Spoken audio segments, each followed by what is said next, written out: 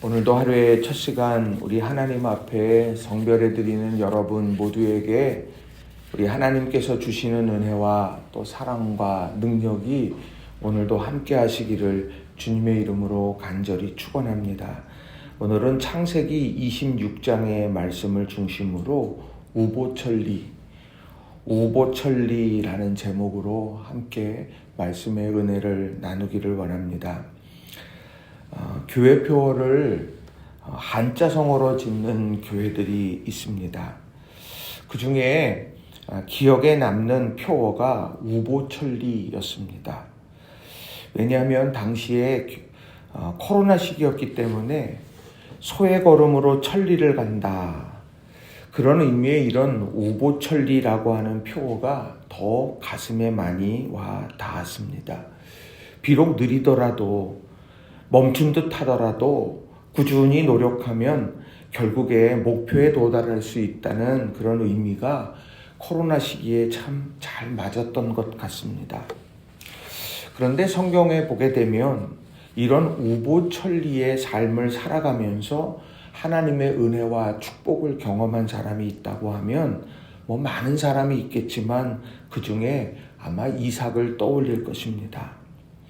성경을 읽어가다 보면 아브라함과 이삭과 야곱의 하나님이라는 이런 표현을 자주 만나게 되는데, 이런 믿음의 조상들 아브라함과 이삭과 야곱, 이 세 사람을 비교해 보게 되면 아브라함과 야곱 사이에 있는 이삭은 크게 드러나지 않습니다. 그렇지만 그 중간에 그는 녹아져 있는, 이 믿음이 녹아져 있는 그런 삶의 모습, 그것을 마주하게 된다는 거죠. 그래서 저는 오늘 우리가 신앙의 삶을 살아갈 때 이런 우보천리의 마음으로 또 이런 삶으로 한 걸음 한 걸음 나아가서 또 이삭에게 주셨던 놀라운 축복을 경험하기를 소망하는 마음으로 이 본문 속에 담겨진 중요한 두 가지 교훈의 메시지를 전하고 또 함께 은혜를 나누기를 원합니다. 자, 첫 번째로는요, 신앙의 지속력을 가져야 한다는 겁니다. 신앙의 지속력을 가져야 한다라는 겁니다. 자, 우보천리의 삶을 산다라고 하는 것은요, 결국 중요한 것은 지속력입니다. 큰 걸음이 되어졌든 작은 걸음이 되어졌든지 그것이 한 걸음 한 걸음 계속해서 내딛어져야 한다는 거죠. 소의 걸음은 너무도 느리죠. 그런데 그 걸음으로 계속 가다 보면 결국 천리를 가게 된다라고 하는 겁니다. 자, 이삭은 어땠는가? 이삭이 한 걸음 한 걸음 믿음의 길을 내어디딜 때 그의 상황은 어떠했는가? 우리 이 상황을 보면은 우리가 훨씬 더 마음에 도전도 되고 은혜도 돼요. 자, 이삭이 살던 시대를 보면, 자, 이삭은 지금 어느 땅에 있느냐면 그랄 땅에 있게 됩니다. 사실 이삭은 흉년을 피해서 이제 애굽 땅으로 가려고 그렇게 생각하고 계획했습니다. 그런데 2절의 말씀에 보게 되면 그 하나님께서 나타나셔서 이제 이렇게 말씀을 하셨죠. 여호와께서 이삭에게 나타나 이르시되 애굽으로 내려가지 말고 내가 내게 지시하는 땅에 거주하라. 이런 말씀을 하셨습니다. 자, 이런 말씀을 따라서 그가 머물렀던 땅이 그랄입니다. 그런데 그 그랄 땅은 나그네에게 있어서 너무도 힘든 곳이었죠. 자, 이삭은 그곳에서 아버지가 했던 실수를 그대로 하게 됩니다. 바로 자신의 아내를 누이라고 그렇게 속이는 일이었습니다. 아니, 어떻게 아내를 누이라고 속여? 이렇게 말할 수 있겠지만 오늘 그 이유, 왜 이 이삭이 누이라고 속였을까? 이렇게 말하고 있는 7절의 말씀을 보게 되면 우리가 마음을 또 그 상황을 미루어 짐작하게 됩니다. 7절 말씀을 제가 세번역으로 읽어드릴게요. 그곳 사람들이 이삭의 아내를 보고서 그에게 물었다. 그 여인이 누구요? 이삭이 대답하였다. 그는 나의 누이요. 이삭은 그는 나의 아내요라고 말하기가 무서웠다. 이삭은 리브가가 예쁜 여자이므로 그곳 사람들이 리브가를 빼앗으려고 자기를 죽일지도 모른다고 생각하였기 때문이다. 이 말씀 속에서 리브가가 예쁜 사람이구나. 그래서 혹시나 해서 나의 누이라고 속였구나. 이렇게 단순하게 생각할 일이 아니라는 겁니다.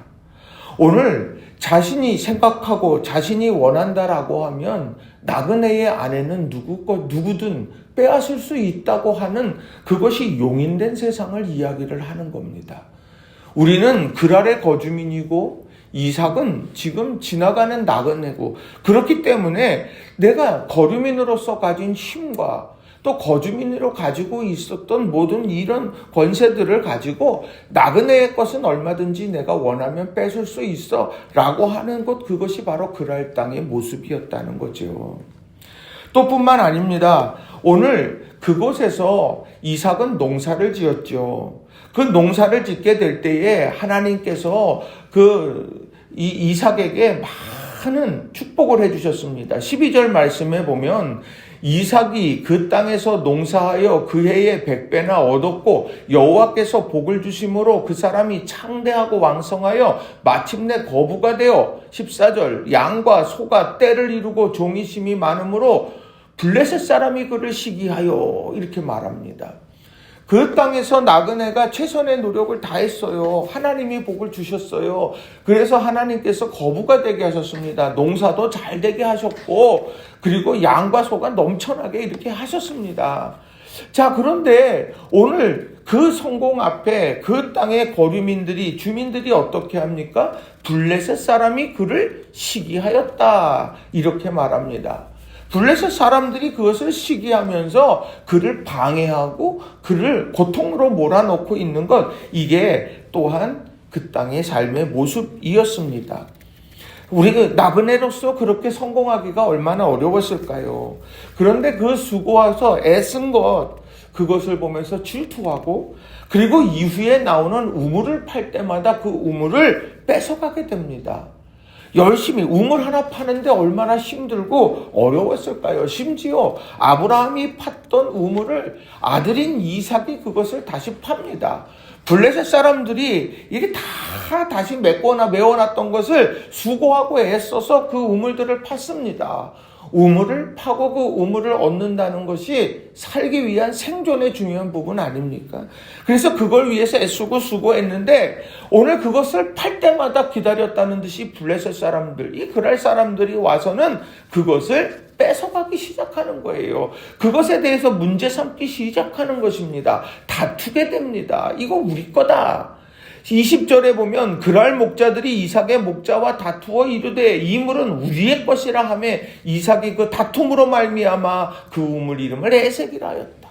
아버지가 팠던 우물도 에색이라고 하는 우물을 팠지만 그 우물을 팠는데 다투어 내놓으라 이야기해서 주고는 이름을 에색이라고 말하고, 21절에 또 다른 우물 팠더니 그들이 또 다툼으로 그 이름을 신나라 하고, 이런 반복적인 일들이 계속해서 일어났다.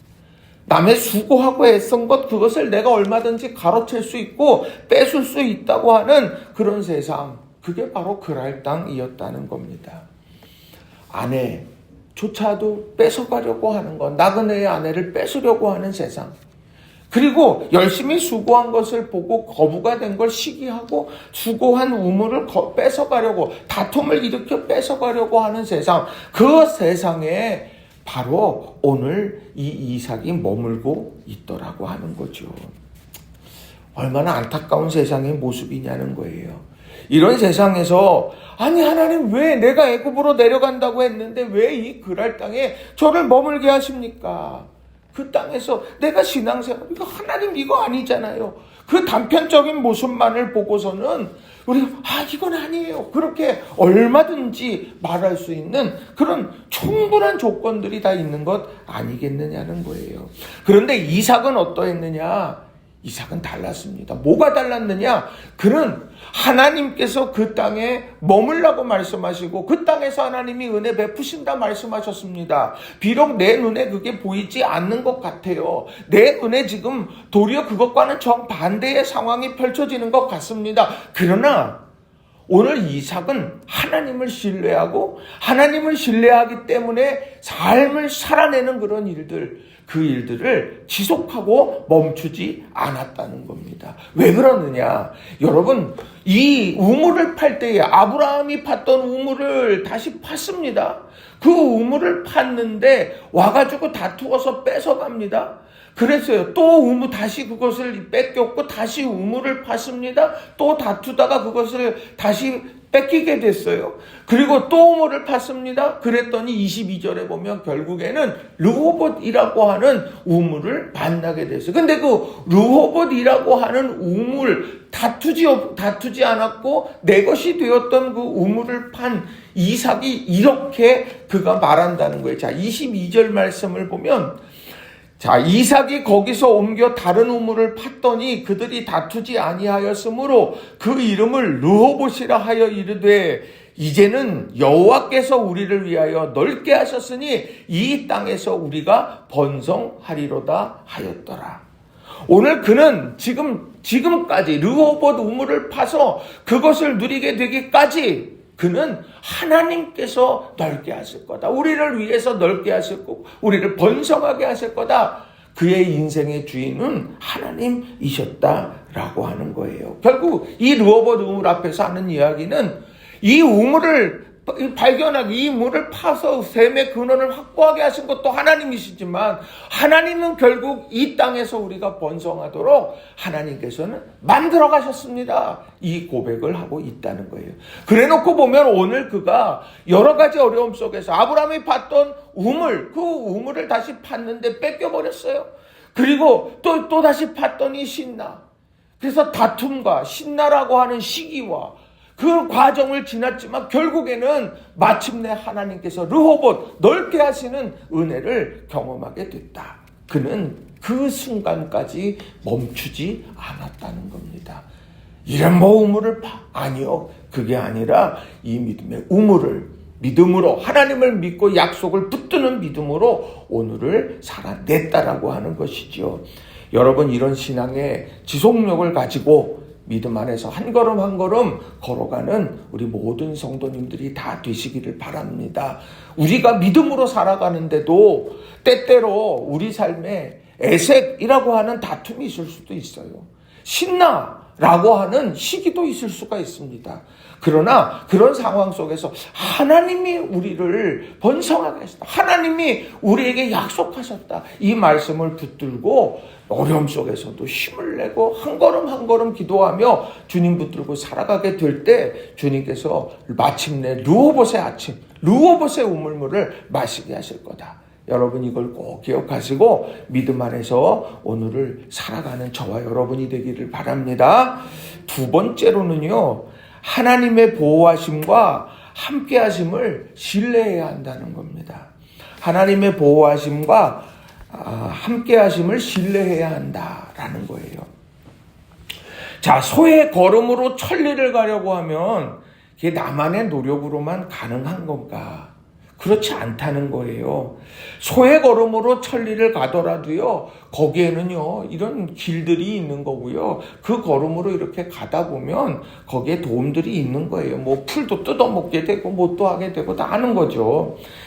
그런데요, 오늘 소의 걸음으로 천리를 간다, 우보천리, 이 말을 신앙에 적용한다고 하면 바로 하나님의 보호하심과 함께하심이 그 가운데에서 한 걸음씩 걸어가야 된다라고 하는 거예요. 자, 다시 우리 성경 말씀 앞쪽으로 가보면 두려움 때문에 아내를 누이라고 속였죠. 아무리 내가 다른 사람들에게 누이입니다라고 한다고 해서 부부가 누이가 되는 것은 아니잖아요. 자, 그런데 이런 부부, 이삭과 리브가가 삶을 살아가게 됐는데 결국 누이라고 속였던 것이 결국에는 들통이 나게 됐습니다. 그것도 다른 사람의 눈에 아니라 아비멜렉의 눈에 그것이 딱 보여졌다는 거죠. 그래서 아비멜렉이 왜 우리를 죄짓게 하느냐라고 하면서 마구 질타를 하게 됩니다. 자, 그래서 뭐라고 말을 합니까? 내가 두려워서 그랬다 이야기를 했더니 이제 아비멜렉이 그를 막 뭐라고 이야기를 하고는 11절에 아주 중요한 이야기를 합니다. 아비멜렉이 이에 모든 백성에게 명하여 이르되 이 사람이나 그의 아내를 범하는 자는 죽이리라 하였더라. 자, 이 오늘 아비멜렉의 명령 앞에서 사람들은 더 이상 그 아내 리브가가 예뻐 보여도 그 여인을 빼앗아가려고 하지 않았어요. 왜? 아비멜렉이 그러면 사형에 처한다라고 말했기 때문이라고 하는 거죠. 결국에는요, 자신의 연약함 때문에 아내를 누이라고 속였는데 결국 그것이 들통나 버렸습니다. 그래서 결국에는 그 들통나 버려서 난관에 처한 것 같았지만 아니요, 도리어 그가 보호함을 받는 그런 계기가 되었습니다. 이 사람이나 그의 아내를 범하는 자, 그런 위험 속에 있었던 땅에서 범하는 자는 죽인다. 그렇게 아비멜렉이 이야기함으로 그가 보호함을 받았다. 이거 하나님의 보호하심 아닙니까? 근데 또 감동적인 이야기가 나와요. 르호봇 우물을 파고 난 다음에 이삭이 부엘세바로 가죠. 그런데 이 부엘세바로 가게 됐을 때 그날 밤 하나님이 나타나셔서 이렇게 말씀했어요. 24절에 세 번역으로 읽어드립니다. 그날 밤에 주님께서 그에게 나타나셔서 말씀하셨다. 나는 너의 아버지 아브라함을 보살펴준 하나님이다. 내가 너와 함께 있으니 두려워하지 말아라. 내가 나의 종 아브라함을 보아서 너에게 복을 주고 너의 자손의 수를 불어나게 하겠다. 이렇게 말씀합니다. 아브라함에게 주셨던 약속의 말씀 이삭에게 전해지고 있다라고 하는 걸 분명하게 하고 계시다라고 하는 거죠. 어떤 길을 걸었는데요. 시기와 다툼 속에서도 믿음의 길을 포기하지 아니하고 달려와 르호봇 우물을 만나게 된 이삭에게 하나님은 이 약속의 말씀을 다시 한번 확증해 주시더라는 거죠. 그런데 더 나아가서요. 오늘 그곳을 떠나 부엘세바에서 뜻밖의 손님을 만났는데 그게 누구냐? 아비멜렉이에요. 자, 아비멜렉을 만났는데 그는요, 그랄의 왕입니다. 그가 말하면은 어느 누구도 이삭이나 리브가를 범할 수 없는 그런 말 하나로 힘이 있는 사람이었는데 그 사람이 오늘 이삭을 찾아왔어요. 26절, 27절 제가 읽어드립니다. 아비멜렉이 친구 아훗삿과 군사령관 비고를 데리고 그랄에서 이삭에게로 왔다. 이삭이 그에게 물었다. 당신들이 나를 미워하여 이렇게 쫓아내고서 무슨 일로 나에게 왔습니까? 왜 왔습니까? 그것도 친구 아훗삿과 군사령관 비고를 데리고 그랄 땅에서 여기까지 왜 왔습니까? 그랬더니 평화조약을 맺자는 겁니다. 왜요? 블레셋 왕이 뭐가 부족해서 한 족장일 뿐인 이 이삭에게 와서 친히 와서 이 평화조약을 맺자고 왜 그랬을까요? 다시 말하면 그가 잘못했을 때 질타하고 또 그를 쫓아냈던 그 사람, 그 아비멜렉이 왜 굳이 쫓아와서 와서 이런 이야기를 하고 있는 것일까요? 그가 뭘 맡길래? 28절은 그 이유를 명확하게 설명해주고 있다는 거예요. 28절은 이렇게 기록합니다. 그들이 이르되 여호와께서 너와 함께 계심을 우리가 분명히 보았으므로 우리의 사이 곧 우리와 너 사이에 맹세하여 너와 계약을 맺으리라 말하였노라. 29절 너는 우리를 해하지 말라. 이는 우리가 너를 범하지 아니하고 선한 일만 내게 행하여 내가 평안히 가게 하였음이니라. 이제 너는 여호와께 복을 받은 자니라. 자, 얼마나 이 이삭이 그랄 땅에서 얼마나 모자란 사람처럼 보였겠어요. 아내를 누이라고 이야기를 했습니다. 그리고 우물을 팔 때마다 다 빼앗겼습니다. 그가 세상 우둔한 사람이고 부족한 사람이고 이게 정말 뭐 하는 사람인가 하는 정도로 그런 인상을 받은 사람 아니었겠어요? 이 아비멜렉의 입장에서 보면. 근데 아니더라는 거예요. 그가 우보천리 한 걸음 한 걸음 믿음을 지키며 한 걸음 한 걸음 나아갔더니 오늘 이 사람이 정말 주님께서 함께하는 사람이었구나. 이 사람이 여호와께 복받은 사람이구나. 그런 여러 가지 어려움의 순간 속에서도 하나님께서 그를 이겨내게 하시고 그를 세워가셨고 그에게 복을 허락해 주셨구나. 이것을 목도하게 되었더라는 거죠. 여러분, 주님이 함께 하실 때에 대적자들도 녹아지게 된다는 것, 우리는 이것을 잊지 말아야 한다는 거예요. 뜻하지 않는 일들 속에서 보호하심을 우리에게 펼치시기도 하시고, 또 우리의 삶에 함께 하시는 것을 다른 이들에게 보여주게 하셔서 그들로 하여금 하나님을 인정하고 문제가 풀어지게도 만들어 주시더라는 거죠. 이 은혜가 우리 모두에게 있기를 주님의 이름으로 간절히 축원합니다. 말씀을 정리합니다. 우보천리의 삶, 우리의 노력으로 애씀으로 그저 노력하면 돼, 단순한 그게 아닙니다. 비록 더디고 느린 것 같아도 오늘 하루 우리가 믿음으로 한 걸음을 내디딜 때 하나님께서는 약속하신 것을 이루는 그날을 맞이하게 하실 거다. 그 과정 속에서 때로는 실수와 또 실패와 다툼과 시기라는 시련, 그것이 고통스럽게 하는 것 같아. 아니요. 멈추지 않고 우물을 파는 믿음으로 나아가게 될 때 하나님께서는 반드시 예비하신 곳 르호봇으로 이끌어 가실 것이고, 이삭과 함께 하신 그 하나님의 은혜로 아비멜렉의 평화조약처럼 그 땅에서 우리가 힘있게 살아가게 되는 줄로 믿습니다. 오늘 하루가 그 귀한 시간이 되기를 주님의 이름으로 간절히 축원합니다. 기도하겠습니다.